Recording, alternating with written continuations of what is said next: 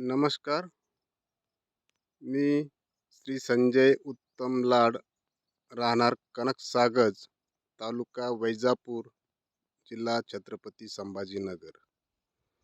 मी Shri Gulabraoji Khandagale sir, तंत्र समन्वयक यांच्या प्रेरणेनं प्रभावित होऊन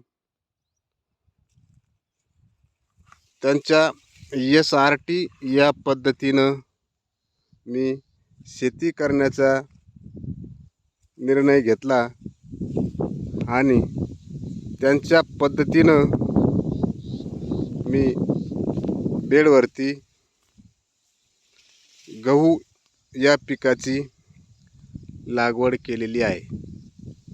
तरी आज माझ्या शेतामध्ये फक्त मी गव्हाची पेरणी केली,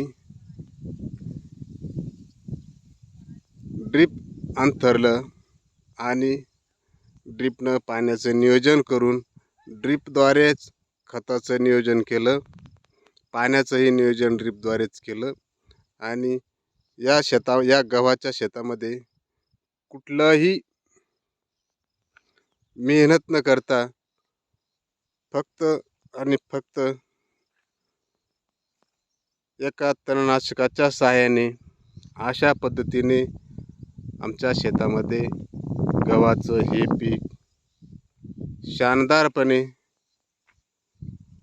वाऱ्याच्या झुळुकीप्रमाणे डोलत असून आम्ही या पद्धतीवर अत्यंत खुश असून, कारण की आमच्या शेतात आम्ही दरवर्षी गव्हाचं पीक घेत असतो, परंतु अशा पद्धतीचं गव्हाचं पीक हे आलेलं नाही. आणि यावर्षी खूप छान अशा पद्धतीनं हे पीक आमच्या शेतात डोलत आहे. आम्ही पुढे अशाच प्रकारचं प्रयोग कायमस्वरूपी करत राहणार आणि शेतामध्ये अशा पद्धतीचं पीक दिसल्यानंतर प्रत्येक शेतकऱ्याला हुरूप तर येणारच, परंतु अत्यंत खुशीनं आणि आनंदानं शेती करण्यास प्रत्येक शेतकरी लागेल.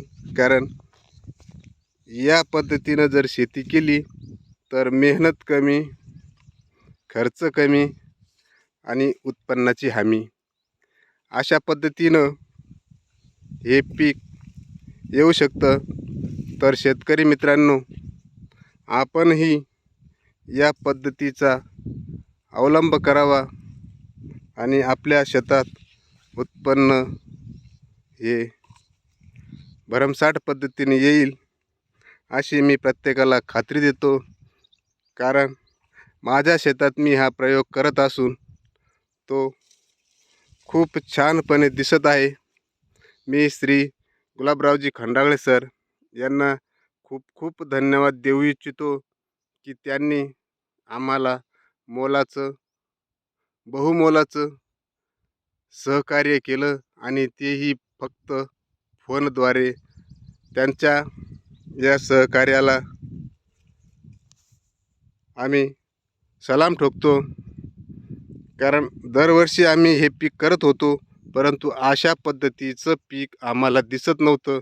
आणि यावर्षी पावसाचे प्रमाण खूप कमी, अत्यंत कमी असले तरीही शेतात छानपणे पीक दिसत आहे आणि